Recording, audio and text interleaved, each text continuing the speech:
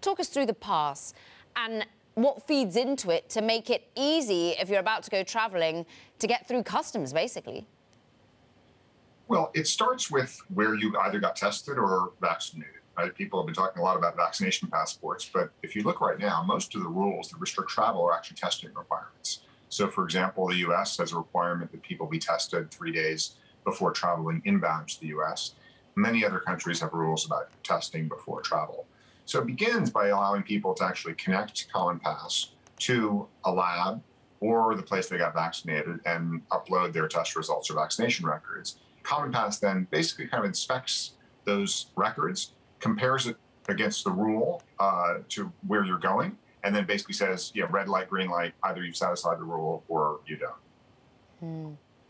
You've worked, of course, alongside the World Economic Forum. You've got plenty of countries involved, partners involved, travel partners, technology partners, testing partners. Do you think there will be a one be-all and end-all app when it comes to a so-called, passport for these vaccinations or not?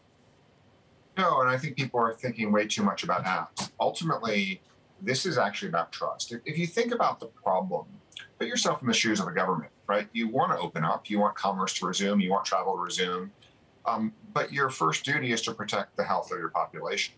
And so you can come to the conclusion based on epidemiological trends that, okay, maybe it's safe if people who want to come to our country have either been tested or vaccinated. The challenge is, if you actually don't know that they've gotten tested or vaccinated, it's very hard to put that policy in place. I mean, you've seen all the reports of fake COVID, of test certificates, fake vaccination certificates.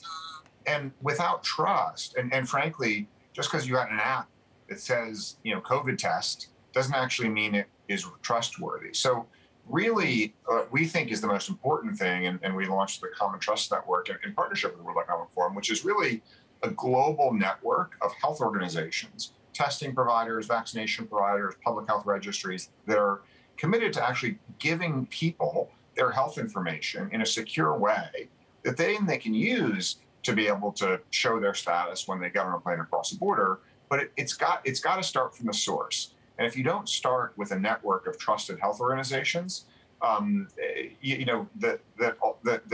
apps with data from unknown sources are not much more reliable than easily faked pieces of paper.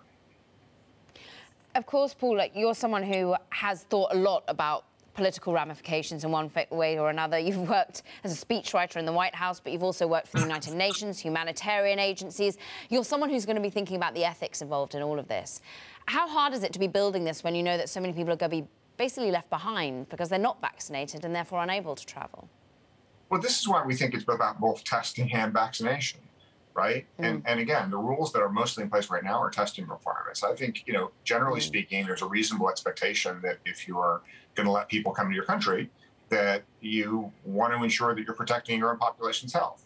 And again, may not require vaccination, but if not a vaccination, a test result. And again, this is not something new. For decades, there have been provisions for needing to show, for example, yellow fever vaccinations to fly and travel to certain countries.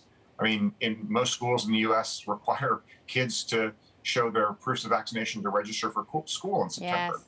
So this is not a new concept, but we do think that as vaccines are still rolling out, that if there's an alternative to get tested if you haven't been vaccinated, that helps address a lot of the concern that people have raised.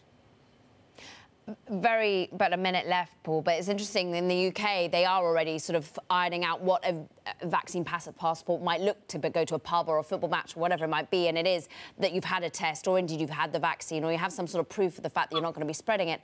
How do you think, what countries are doing it best? Well, some countries are taking a very centralized approach. I mean, Israel was the first one that really rolled out their kind of green pass and have deployed that. They've obviously been, vaccinated a pretty significant being a part of their population. The U.S. has a very fragmented healthcare system, but one of the things that's really exciting about the initiative, the Vaccine Credential Initiative that we've helped co-lead, so many of the key stakeholders in the U.S., from the big technology companies to people like Walmart, are all converging around this idea of embracing this open standard, so this kind of solution can be deployed in a way that is reliable but also protects people's privacy.